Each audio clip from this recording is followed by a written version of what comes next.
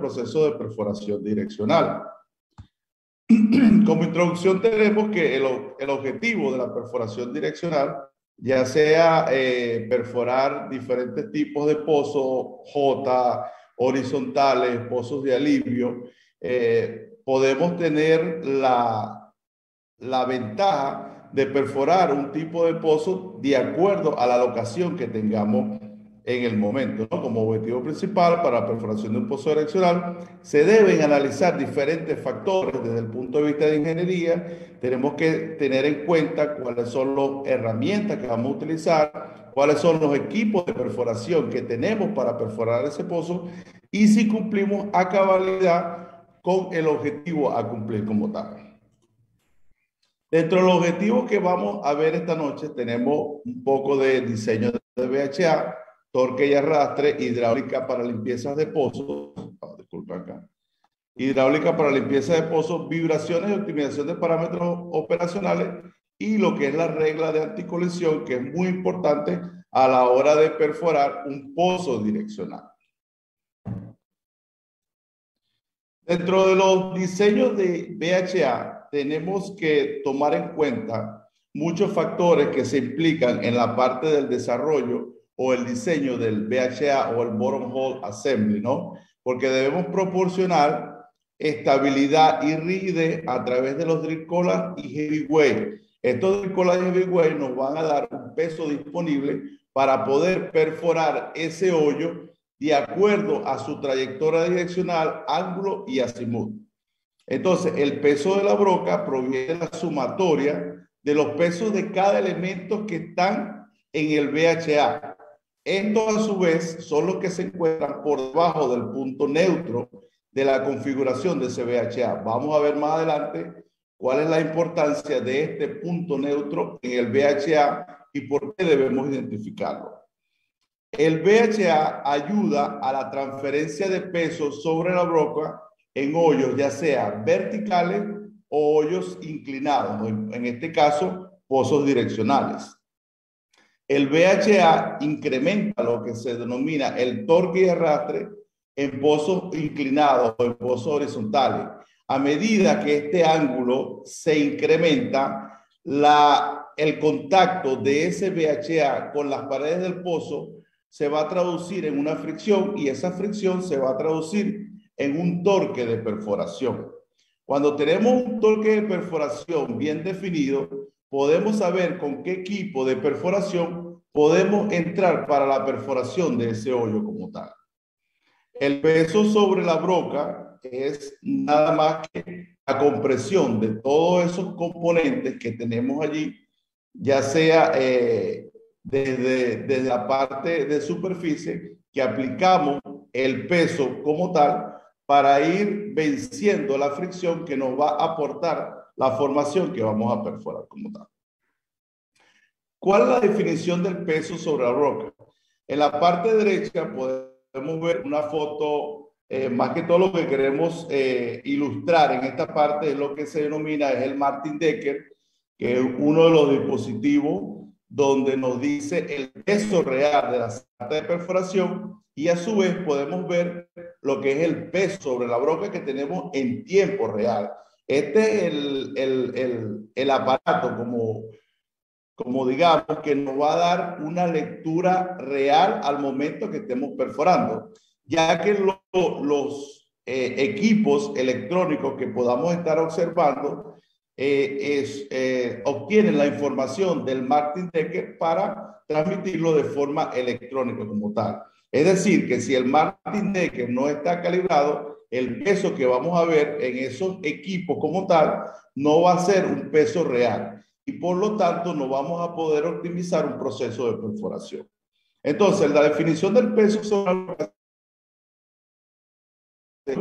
que aplicamos sobre la broca como tal es una carga axial en el caso que veamos dos ejes o dos dimensiones. En el caso que es el más real, que es un caso tridimensional, sería el eje Z.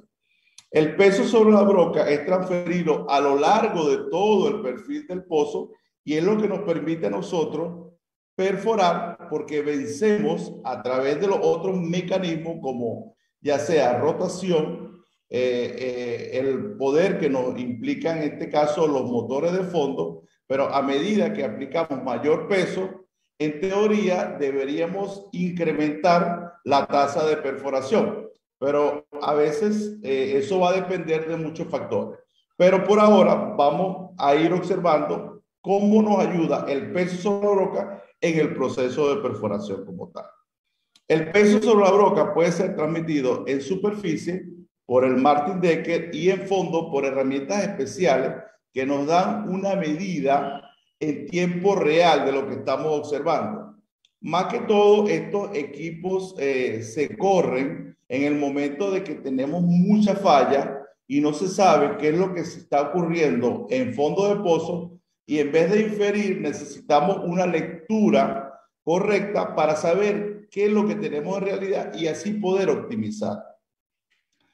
Es muy importante cuando vamos a bajar la sarta antes de perforar, debemos de calibrar el peso a 0, porque es lo que nos va a indicar el peso real de perforación como tal. Muchas veces empezamos a perforar, no calibramos el peso, tenemos un peso de 10, 15, y entonces pensamos que estamos aplicando un peso sobre la roca y resulta de que estamos prácticamente circulando. Entonces hay que estar muy pendiente de estos factores porque a pesar de que parezca algo muy simple, que no lo vamos a cometer, esos errores se cometen muchas veces. Entonces, ¿cuál es la relación que hay del peso sobre la broca en tiempo real versus el actual? El peso sobre la broca actual es el peso de la sarta fuera de fondo menos el peso de la sarta en fondo. Esa diferencia que tenemos es la que nos da el Martin Decker que está ubicado en la consola del taladro. Ese también se puede observar a través de programas computarizados, pero como les dije anteriormente, si el peso no está calibrado con respecto al peso sobre la broca medido en el Martin Decker, todo lo demás va a estar errado. Entonces no vamos a tener una idea de lo que está sucediendo en fondo. Entonces, el tiempo real, ¿verdad? Es medido como la compresión de la carga axial en el caso de que lo veamos en 2 dimensiones, y en el caso de que sea tridimensional es el eje Z como tal.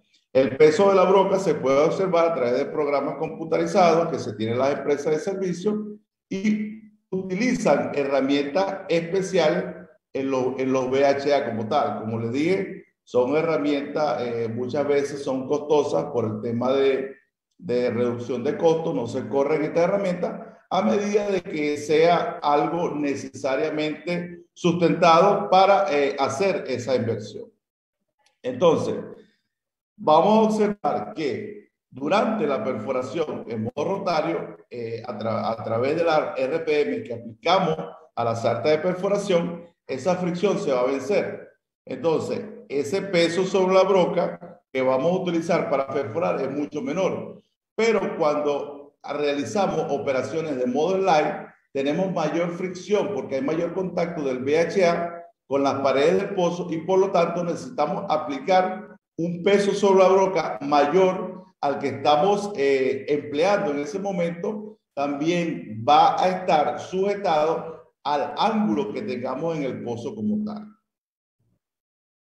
Entonces, les hablé de lo que es la parte del punto neutro en un VHA de perforación y por qué es importante. Entonces, el punto neutro, como su nombre lo indica, es un punto donde no tenemos carga, no tenemos ni tensión ni compresión. No tenemos carga en ese intervalo como tal. Entonces, como se obtiene esa altura desde la broca hacia la superficie, vamos a tener el punto neutro. ¿A qué profundidad está localizado? Y eso se hace a través de simulaciones de torque y arrastre. Por eso es que es muy importante. ¿Por qué? Porque de esto va a depender dónde vamos a colocar el martillo. Ya eso lo vamos a mencionar más adelante. Entonces, este punto neutro va a estar afectado por el factor de flotación y el peso sobre la broca. Cuando no tenemos peso sobre la broca, el punto neutro va a estar en la broca. Pero si tenemos la sarta en el aire. En el caso que tenemos un fluido de perforación, el fluido de perforación por su peso nos va a hacer una fuerza de empuje hacia arriba y eso va a ayudar también a mover ese punto negro.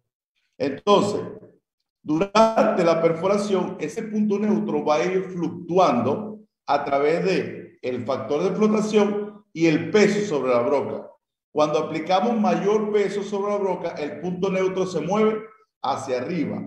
Entonces, ese punto va a estar fluctuando de acuerdo al peso del lodo y de acuerdo al peso sobre la broca que vamos a estar empleando en ese momento.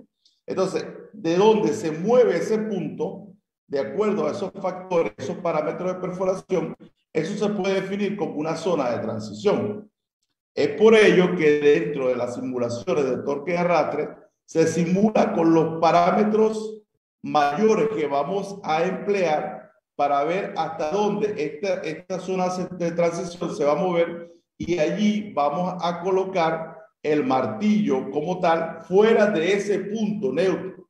¿Por qué? ¿Qué pasa? Si colocamos el martillo en ese punto neutro donde no hay ni tensión ni compresión, si tenemos una pega de tubería no vamos a poder activar el martillo. Entonces es por eso que es muy importante las simulaciones de torque y arrastre para saber estos factores para poder mejorar lo que es la colocación del martillo dentro del VHA. Entonces, posicionamiento del martillo lejos del punto neutro. ¿Por qué? Porque no tenemos carga para activar el martillo, ya sea en compresión y en tensión. Puede cambiar significativamente de acuerdo a la profundidad de entrada y a la profundidad de salida del VHA. ¿Por qué? Porque mayor profundidad, utilizamos mayor peso sobre la broca en teoría, de acuerdo al tipo de formación que estemos perforando. O en la parte de entrada o la parte más somera, utilizamos unos parámetros menos agresivos que los que utilizamos en fondo. Entonces, ese punto neutro va a ir cambiando de acuerdo a las condiciones de perforación que se tenga en el pozo. Entonces, el punto neutro significativamente durante la perforación en rotación va a ser una altura de acuerdo al fondo hacia arriba o también cuando perforamos de modo slide, porque no tenemos rotación, hay mayor fricción y tenemos que utilizar un peso sobre la roca mayor. Y eso va a hacer que ese punto neutro se mueva un poco más arriba que cuando estamos perforando en modo rotario. Entonces, el buckling es otro de los factores que puede ocurrir en una sarta de perforación por debajo del punto neutro. ¿Por qué? Debajo del punto neutro tenemos compresión y el buckling no es nada más que el pandeo de la tubería de perforación. Entonces, hay muchos factores que pueden afectar este diseño de VHA. Entonces, lo más idóneo es hacer las simulaciones ¿para qué? Para llegar a fatigar los elementos del VHA y que los mismos puedan fallar durante el proceso de perforación y que se nos quede un pescado en el pozo. Por eso es que es muy importante la parte de diseño de VHA, involucrar lo que es la parte de torque y arrastre para tomar esto en consideración y evitar un daño o una fatiga a cualquier elemento del VHA como tal, o en el caso de que tengamos una pega de tubería, podamos activar el martillo y liberar ese VHA sin ningún tipo de problema. Entonces, a través del torque y arrastre, podemos determinar los tipos de buckling de acuerdo a las consideraciones adecuadas a los efectos de tensión, compresión de la sarta de perforación. También involucramos lo que es el módulo de Young. Podemos saber cuáles son las consecuencias que tenemos en el caso de que corramos las herramientas fuera de especificaciones, porque todo elemento que conforma el VHA tiene unas especificaciones técnicas a las cuales tenemos que adaptarnos. En este caso, vamos a aplicar las mayores propiedades permisibles al elemento más débil del VHA para evitar fatigarlo y que se quede un pescado en el fondo del pozo. Entonces, todos estos factores que vamos a ir involucrando en la parte de ingeniería toman mucha importancia para el desarrollo del proyecto. Podemos determinar cuáles aspectos son importantes, cuáles son menos importantes, y de ahí viene lo que es la parte de optimización para perforar un pozo en un tiempo considerable y poder bajar los costos, ¿no?, del proyecto como tal. Entonces, los tipos de buckling, de lo que he mencionado, ¿dónde comienza los tipos de buckling? Generalmente, como aplicamos un peso sobre la broca, estamos aplicando compresión. Y muchas veces, cuando estamos sacando tubería, estamos aplicando tensión. O en fin, lo que hacemos es una deformación de los elementos que conforman el VHA. Pero esta deformación tiene que ser temporal, porque como sabemos, todo elemento tiene un procedimiento donde aplicamos un peso o una tensión, él se deforma y vuelve a su forma natural, lo que se denomina un comportamiento plástico del material como tal. Entonces, vamos a aplicar tensión y compresión en un eje longitudinal, pero no vamos a sobrepasar las especificaciones de ese material porque lo vamos a fatigar. Y si fatigamos los materiales de los componentes, de algún componente del VHA, podemos dar un pecado donde se nos complica la situación durante el proceso de perforación. Entonces, tensión versus compresión. Las propiedades de los materiales del VHA determinan el comportamiento de los elementos. Aplicar exceso de compresión al hacer de perforación o en su defecto, el weight on bead o el peso sobre la broca, trae como consecuencia la formación de buckling en el VHA.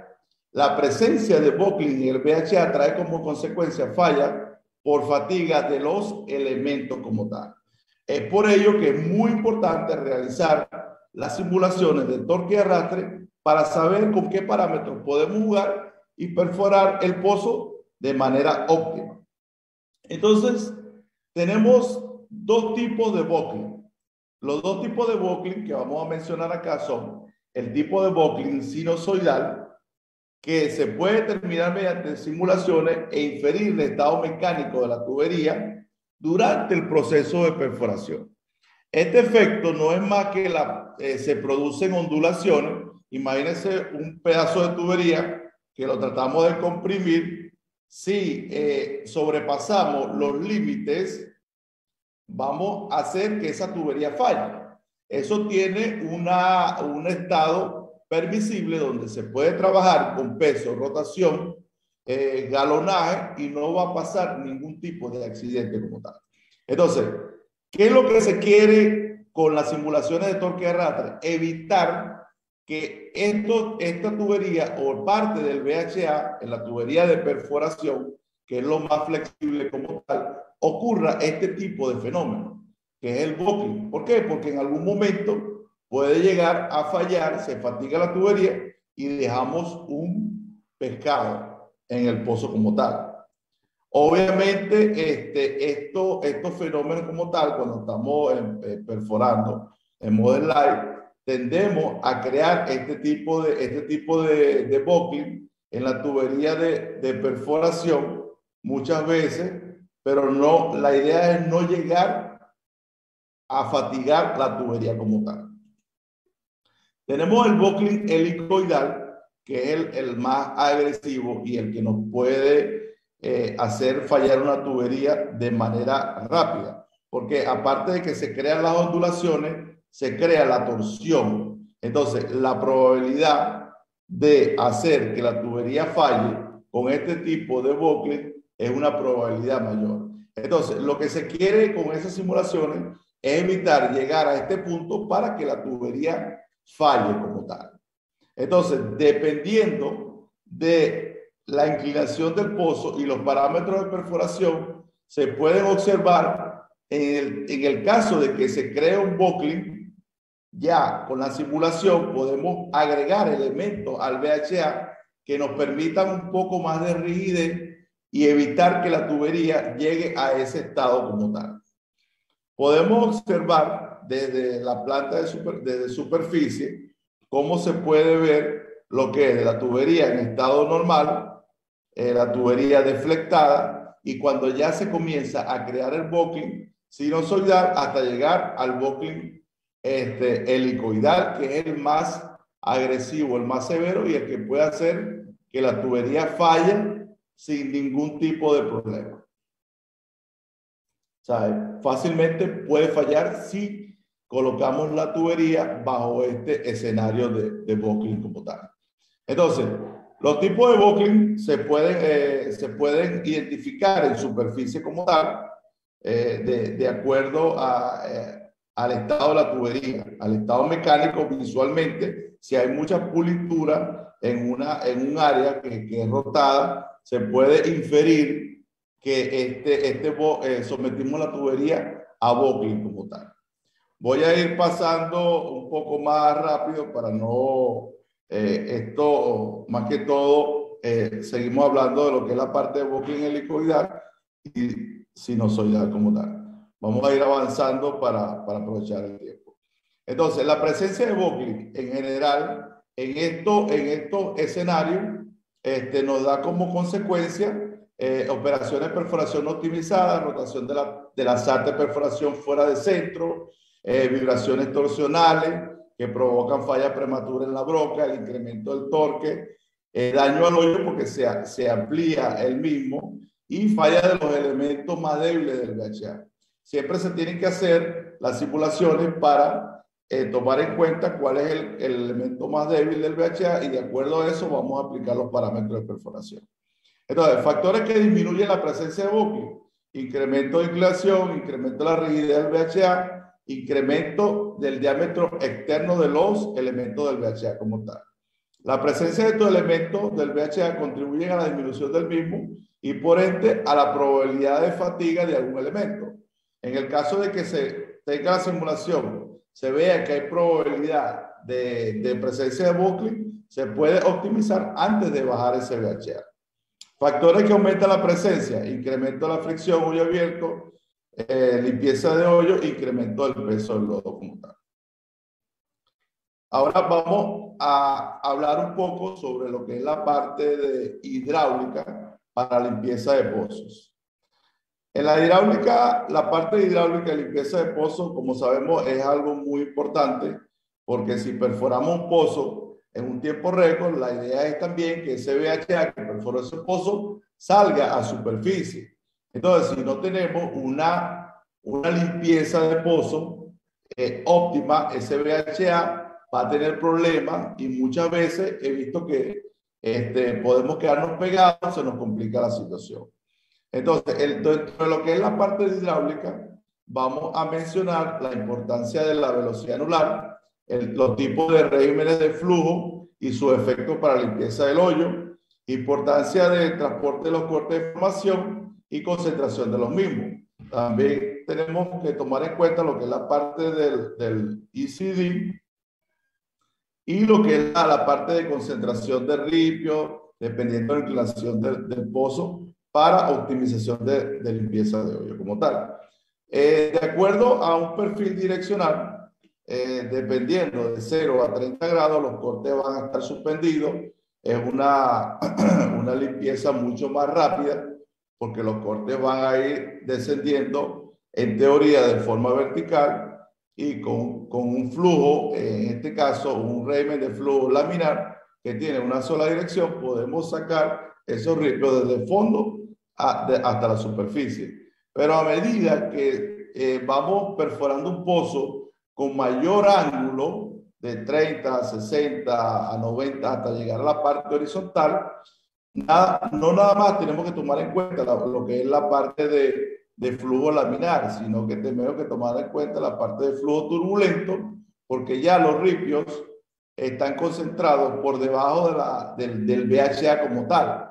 Entonces, tenemos que aplicar un flujo turbulento para remover esos ripios, un flujo laminar para llevarlo hasta la superficie y tenemos que complementar con lo que es la parte de rotación de tubería, ya que los ripios se encuentran por debajo de la parte del VHA, se tiene que remover esos ripios con rotación para que el flujo los pueda, de lodo, pueda transportarlo hacia la superficie como tal.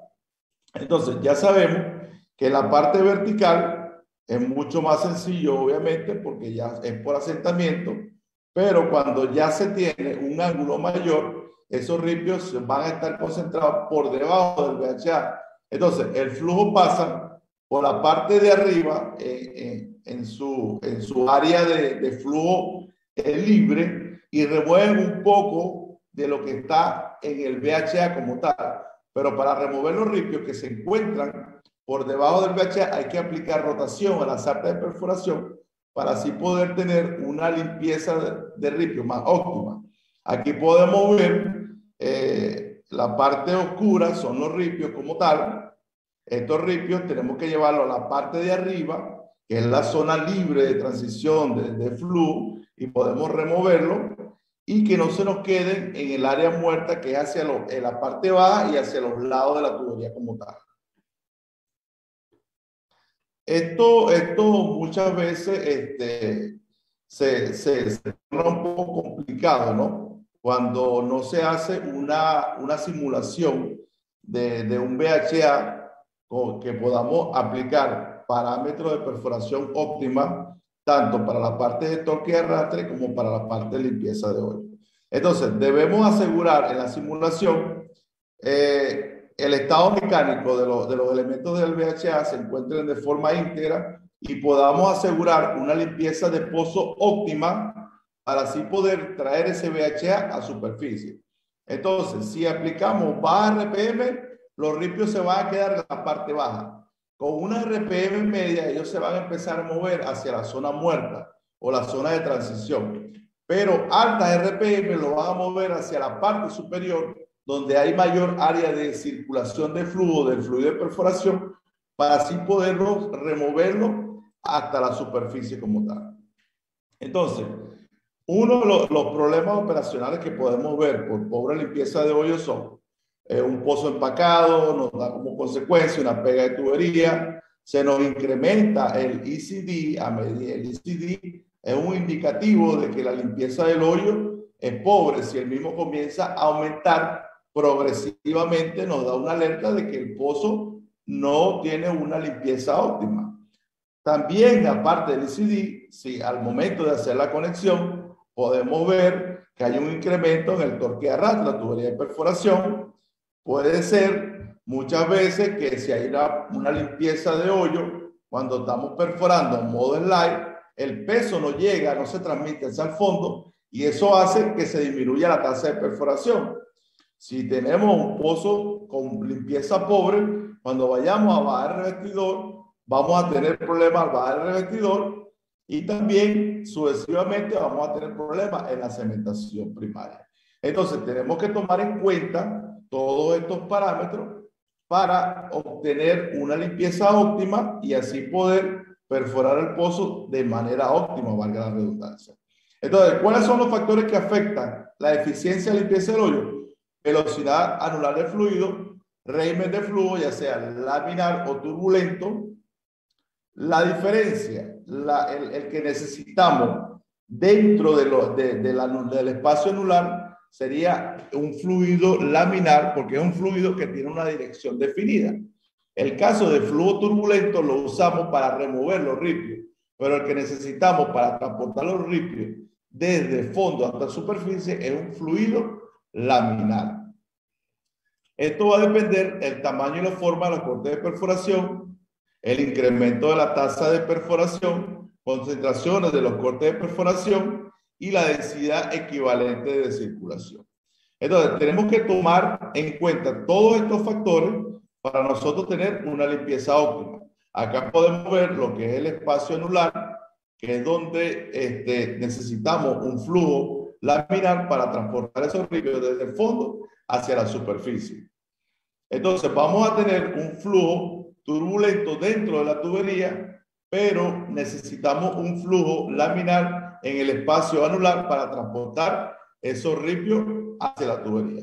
Entonces, si tenemos un pozo horizontal, podemos ver cómo más o menos se refleja lo que es el esquema de un flujo laminar, que es un tipo de flujo tipo bala. Las mayores velocidades están hacia el centro y las menores velocidades hacia los lados, porque es donde tiene el flujo fricción con el pozo. Si nosotros tenemos en el primer escenario, tenemos algo ideal, pero generalmente en el pozo, en la tubería está hacia la parte baja y la parte alta queda libre de flujo, pero los ripios se encuentran en el fondo del pozo como tal. Entonces, por eso hay que removerlos con rotación para con un flujo laminar se pueda el mismo remover hasta superficie. Entonces, en teoría, para lo que es la parte de limpieza de hoyo, necesitamos un flujo laminar en el espacio lunar y el flujo va a ser turbulento dentro de la tubería de perforación, pero dentro de la tubería de perforación no nos va a afectar como tal. Es por ello que se deben hacer las simulaciones para saber qué tipo de flujo vamos a tener dentro de la tubería y en el espacio lunar. Otro de los aspectos importantes que se deben tomar en cuenta son las vibraciones y la optimización de parámetros para nosotros mitigar esas vibraciones que se van a dar durante el proceso de perforación. Entonces, las vibraciones son elementos que se agregan al proceso de perforación. ¿Por qué? Porque aplicamos rotación, aplicamos peso sobre la sarta y esos elementos van a tener una acción y reacción de acuerdo a esos parámetros. Entonces, las vibraciones, tenemos vibraciones laterales, que es el movimiento del VHA de lado a lado que va chocando contra las paredes del pozo. Es una de las vibraciones que daña más que todos los elementos electrónicos de un VHA con LWD, que tienen sensores y tienen todo este tipo de elementos electrónicos, y estas vibraciones son mortales para este tipo de VHA. Vibraciones axiales, en este caso movimientos que van a permitir que el VHA empiece a rebotar, y esto nos puede dañar la broca y también nos puede dañar los elementos electrónicos dentro del VHA. Las vibraciones torsionales o stick slip son vibraciones que, dependiendo su nivel, pueden ocasionar el desenrosque de las conexiones de tubería. Entonces, por eso es que es importante nosotros saber cuáles son las vibraciones que estamos obteniendo o estamos visualizando durante el proceso de perforación para evitar un desenrosque de algún elemento y podamos dejar un pescado en el pozo. Y por último, las vibraciones tangenciales, que es la mezcla de las vibraciones torsionales con las vibraciones laterales.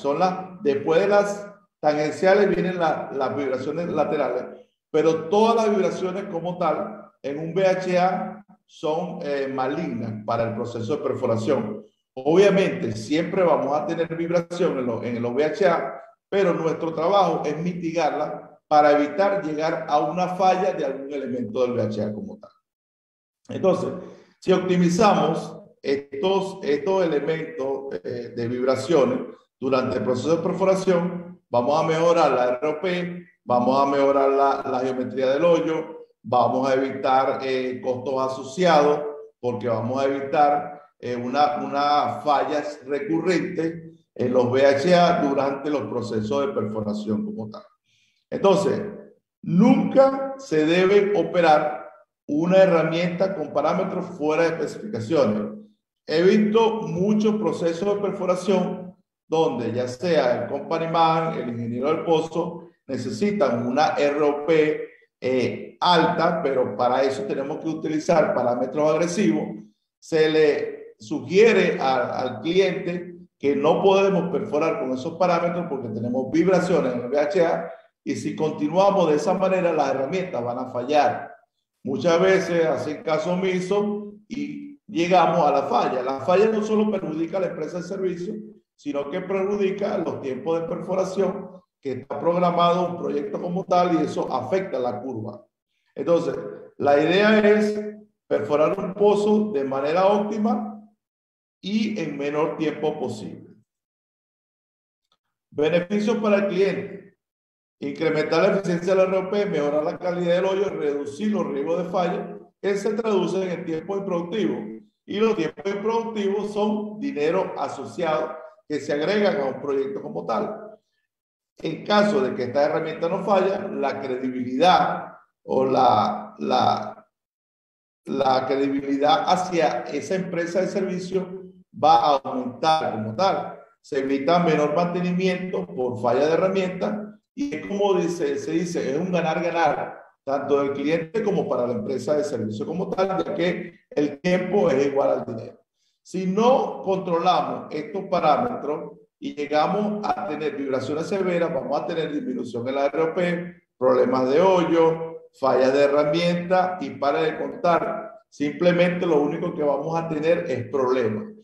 Y si las detectamos de manera temprana, aplicamos un proceso de mitigación de la misma, vamos a evitar llegar a una falla y vamos a evitar tener tiempos improductivos.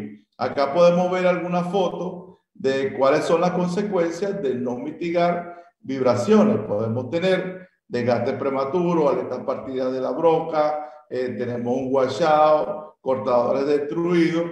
En fin, simplemente si no controlamos esto a unos parámetros permisibles, vamos a tener problemas. ¿Por qué? Porque siempre van a estar presentes las vibraciones, porque siempre aplicamos rotación al VHA, tenemos vibración generada por el bombeo de fluido y perforación, contacto con las paredes del hoyo. En fin, el VHA siempre va a estar en contacto, en interacción con la formación, el tipo de formación que tengamos al momento, pero el trabajo como tal es mitigarla para evitar llegar a la falla como tal. Por último, algo muy importante durante la perforación de pozos direccionales es el anticolisión. Después que hacemos la parte de ingeniería, que sabemos qué parámetros vamos a aplicar para la perforación del pozo, debemos en simultáneo, de esta parte de ingeniería en simultáneo, debemos saber que nuestra trayectoria del pozo no va a estar afectada y vamos a tener una alta probabilidad de colisión con los pozos vecinos. Entonces, esta parte es sumamente importante. Es como que al médico se le muere el paciente en el caso de que estemos involucrados en un proceso de colisión. Es algo que nos puede traer consecuencias severas entre la parte de salud, seguridad e higiene.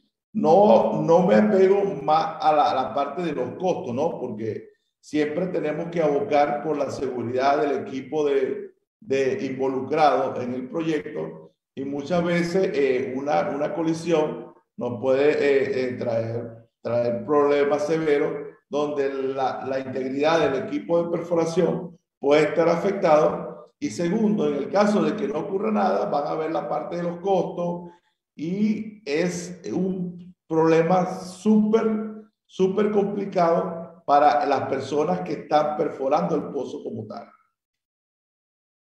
Entonces, se debe tomar en cuenta todo lo que es la parte de integridad de equipo de trabajo al momento de perforar un pozo direccional para evitar colisión, porque creamos daño al ambiente, muchas veces puede haber pérdida de vida.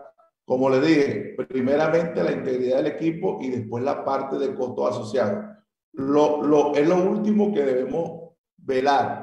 Esa parte de costo. Primero tenemos que velar por la seguridad de nuestro equipo de trabajo. Entonces sabemos ya que si no tomamos en cuenta esta parte de anticolisión y nos llega a pasar un problema como tal, vamos a saber que estamos en serios problemas.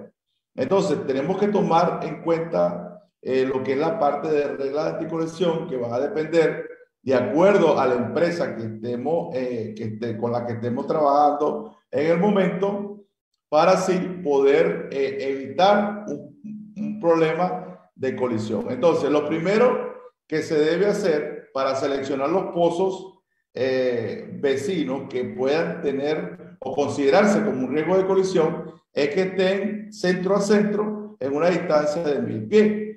Luego se emplean unos factores como tal, un factor de seguridad que tenga un factor mayor a 1.5 y que la distancia entre el elixir de incertidumbre de esa herramienta que se va a utilizar tenga una distancia mayor a 32.8 pies. No voy a hacer mucho hincapié acá, solo lo estoy mencionando la parte de la importancia que es esto. Entonces, cuando hablo de la parte de instancia del ICSE, es la incertidumbre que tenga esa herramienta. Entonces, la distancia centro a centro entre el ICSE debe cumplir una distancia de 32.8 pies. Hay una regla que dice que esta distancia debe ser mayor a 50 pies para ir sobre el seguro como tal. Pero esto es una de las partes súper importantes. Muchas veces estamos haciendo la perforación de un pozo, por ejemplo, estamos navegando una arena, se pierde la arena, el geólogo quiere ir a otra TBD o a otra dirección. Lo primero que debemos hacer antes de dar un paso a seguir perforando es saber si esa nueva trayectoria nos va a afectar con respecto a los pozos de vecinos. Muchas veces extienden la TD del pozo porque tenemos una arena prospectiva, pero debemos saber si tenemos pozos al frente que nos puedan afectar estas reglas de anticolisión. Entonces, mi consejo es, antes de tomar cualquier decisión que esté fuera de la planificación de ese pozo como tal, es hacer una corrida de hidráulica, torque y arrastre y la parte de anticolisión para ver la trayectoria del pozo y que no vaya a ocurrir ningún incidente como tal.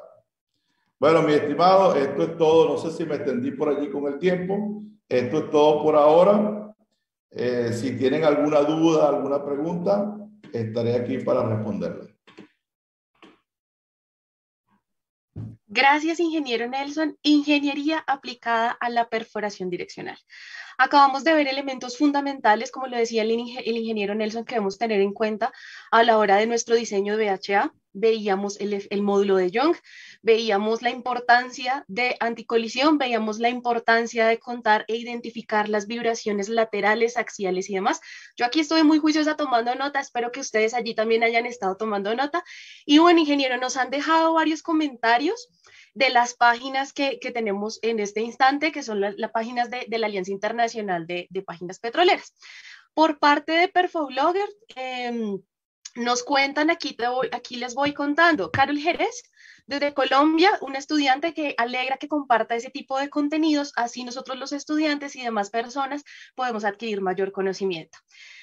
Elías González, de San Félix, Estado de Bolívar, Venezuela, presente y que un gran saludo. Y Laureano García, saludos desde Tabasco. Desde el equipo y de Woman and Drilling, muchas gracias por la excelente ponencia.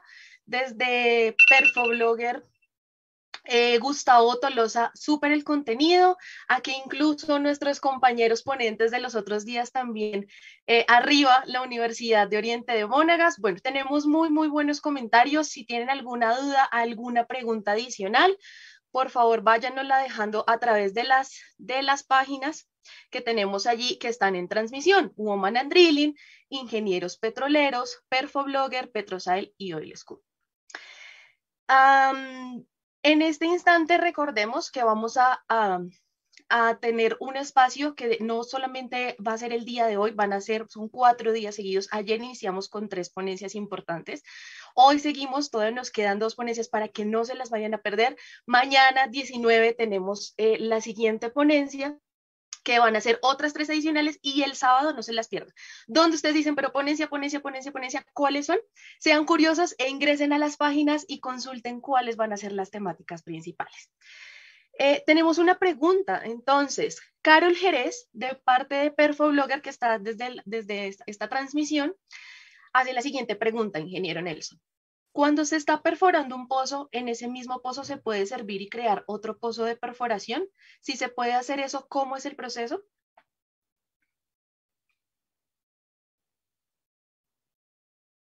Tienes el micrófono silenciado.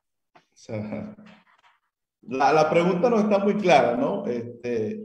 Pero lo que entiendo más o menos, en el caso de que tengamos un problema operacional, que se quede un pescado, que no se pueda pescar, valga la redundancia, se tiene que bajar un tapón de cemento como tal, y de allí perforamos de ese pozo madre lo que se denomina un side track. No sé si por allí es que va la pregunta.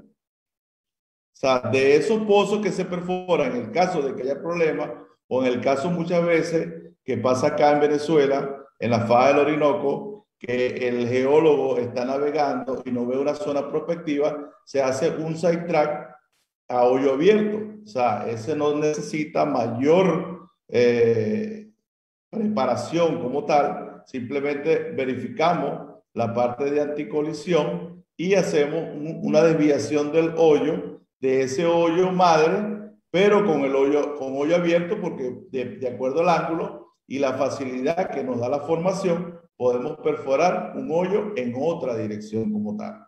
No sé si eso responde a su pregunta porque no está claro. La idea de programar un pozo es perforar el pozo sin ningún problema. Para eso está la parte de ingeniería. Pero en el caso de que haya problemas, que puede ocurrirlo, no necesariamente todo es ideal. Muchas veces hay problemas operacionales que no nos permiten llegar al TD planificado y se tiene que perforar un pozo nuevo de ese pozo que ya hemos perforado y se denomina un sidetrack, que es la desviación del hoyo madre hacia un hoyo nuevo, buscando ya sea una nueva trayectoria por la prospectividad del yacimiento o ya sea obligada por los problemas operacionales que se tuvieron como tal. Perfecto, ingeniero. Sí, Carol, si está tu pregunta resuelta, por favor déjanoslo saber a través del chat de Facebook de Perfoblogger. Y Edgar Martínez nos escribe que excelente, Nelson. Bueno, ingeniero Nelson, dando gratitud a permitir compartir este espacio de forma voluntaria y el conocimiento, más el tipo de conocimiento que nos brindó el día de hoy, vamos a darle un reconocimiento por parte de la Alianza Internacional de Páginas Petroleras. Permítame un momento, ya le estoy compartiendo. La Alianza Internacional de Páginas Petroleras otorga el presente reconocimiento, si lo estás viendo, listo, perfecto, a Nelson José Jiménez Marín por su destacada participación, gran esfuerzo, liderazgo y entrega durante el Congreso Internacional Virtual del Petróleo del 2022 en su tercera edición. Ingeniero Nelson, de nuevo, muchas gracias. Podemos esperamos seguir compartiendo en más ponencias contigo en futuros congresos.